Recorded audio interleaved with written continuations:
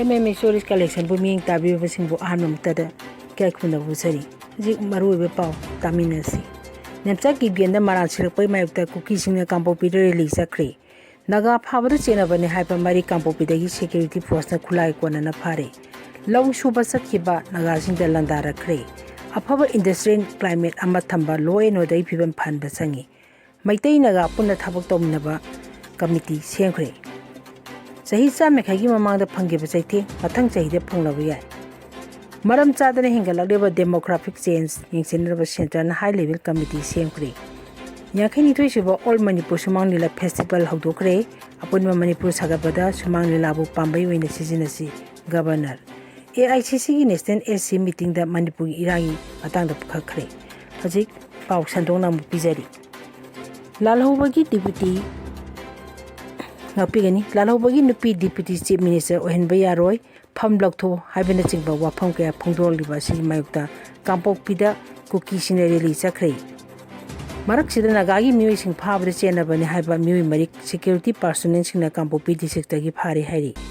Tasi Taram with the Kangpokpida district Laylon YP Kulda, Naga Proki Mu Tramate Pazin Kiba, Todoka Marilena and Adugi Nongan Badagi Hauraga, Manipur Police, CRPF, Amazon Assam Rifles, Lieutenant Operation Chataba Haur Kibani. Todo Adu Marilena Narang Kangpokpida district Manungsan, P molding Amazon Laylon YP Akoiba pumping the Satagiba operation the Mu Maria to Pabung Kibani. Pagalaba Maria to the Kangchuki Padbung Kuldangi, Tangkomang, Kongsai Sahia Kaimato, New Katel Mambigi Monbung Dagi, Sakole Kongsai, Sahinipu, Lunmintang Dingel, Sahikuntaret Amazon, Kangulan Kongsai Sahikuntra Koi Hari. Makoi Mari as he Kangpokpida district Salaiba, Kulai Paiba village, Kulai Paiba village Salaiba, Kulai Paiba village volunteer group ki active gather organi.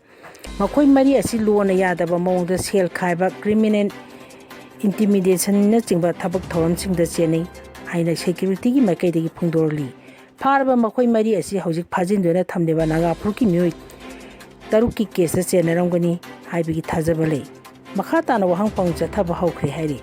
Nakalamurunda Deputy Chief Minister Nemcha Kipgen the Aranba Maran P Hibo Hoda Kukisingna Kangpokpida release chtkhre. Rally Edu Kangpokpida Highway the Masing Yap Kuki Pruki Muisingna Saruk Yadun Sakibagolina Deputy Chief Minister Nemcha Kipgen Busagotuna Kolau Kiasulaki.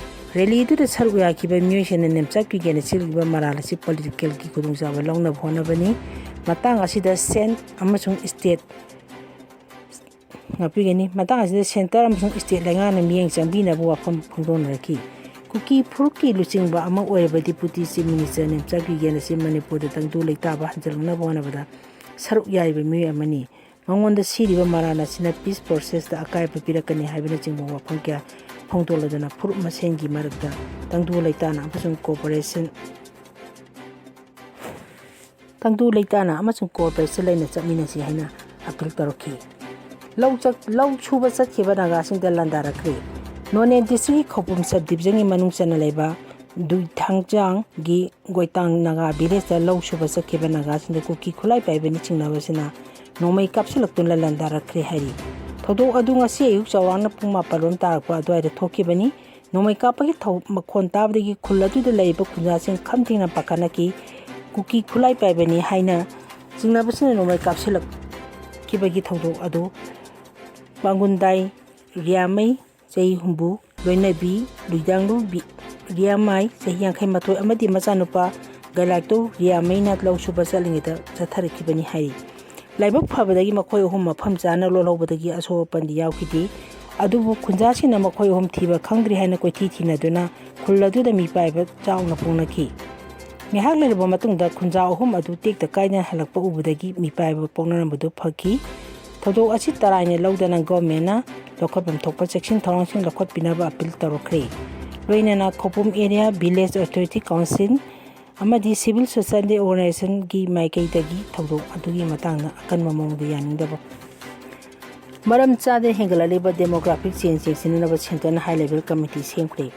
Lebak asi the logi wang with the chancellor by infiltration, Amadi Tongan the factor can Madam Oraga, maram chana hingalaiba demographic change asi yengsinanaba like India lengang na high level committee ama semni haina Home Minister Amit Shah na phungdokre wafam asing asi Home Minister Amit Shah na mahaki official social media X account gi khutang phungdokibani maduda ain kana changchela leba infiltration amadi atopa tongan tongan me hiram kyana maram chadana hingalaiba demographic changes na maram marga leba asida hojik amadi tungi level da challenges ama mayonari amadi mayong kadori hari laiba asiri thengnariba unnecessary demographic change asi thengnabidamo haukiba sahi 2025 ki August ki tang 15 da Prime Minister Narendra Modi high level committee ama lingnagani haina lauktuki Prime Minister na high level committee ama lingnagani haina lauktuki Prime Minister Narendra Modi na miyam da piki thajaba dui matungina maram chadna hengalale demographic change asi thenanabagi damak India lenga na high level committee ama constitute tawre haina phungdoragi naka namaram da lebak asi thengnariba unnecessary demographic change asi yengchinanabi damak India lenga na singraba high level committee asi retired justice Prabhakar Nawlekar na chairman oigadori aduga lebak asi census commissioner gi panel members sing oidiba duga Shankar Mishra retired IS Balaji Srivastava amadi Dr. Samita Ravi na committee asi member oigini asida natana leba asigi Ministry of Home Affairs ki Joint Secretary na committee asigi member secretary wena thaudang pugani hairi news ko na mara publication wakam ne pham chtkhre lamdam masida kanloki Iran maram orga misi minai thodo kya tholeba asigi mayokta ngasi ko komigi mi makhada ngasi news kon youth club amadi news kon women development committee mara publication sinur wakam ne pham chtkhre wakar mifam aduna mari leina news kon women development committee mera paibi secretary Sujata Mutun hai Manipur tholi batang du leita da bapyum amasung irang asi India lenga na thon bani hoki basahi 2023 gi mi 3rd tagi tholki ba thodo asi ahan badadi kalop mani gi marakta thokpa ama oina urumla basung asi di India gi proxy war amani habisi noma gi mayek singali numit manga tarani da tuisin be ya ba irang asi sahi ohum hena sangthana thamleba India gi proxy war asi thenana ba aikhoi amata oina chapmana lemina chi bom pokhai banda tra karigumba hingsa gi thawjing tholakpada jaga kaya koisi dana military crackdown tawba habisi hamna sani adubu turongnawi da thogiba angani hapigi thodu adugi matang na senari besing adugi matakta military crackdown chatanaba lengata taksela basu hoji security matik chana leiti mapanda election gi chakribe sing adu halalaga chathagani haibasi peningai oiti karam matamda halakani haibasu khangdi lamdama se tholi bi irang sing asigi waruchin porke haiba tabadi mito khandokpa khaktada oithokani haigi amaromda ekhoi semilon mi pal tangdanaba ekhoi gi pothok ningthina puthoksi ekhoi isai su ningthina mai tamansi khongeng changsim bida ban blockade tawrisi kokobina changchalanliba yamna dramokiti oiba khongjang chingda miyamna saru yaminasi asi chathagi wakat khongjang aduda kukina ko terrorist ki mathagda military crackdown chathagadabani Manipur ki indigenous people sing the kehan khangamri thawung sing chathari basi khoduta loisingadabani haji tholi be irang asiga mari lena kokomi amasung miyamna lengaw te piki bo wang tereki pakom pigidabani haina demand tawki jikida hoinadi pawlo senjere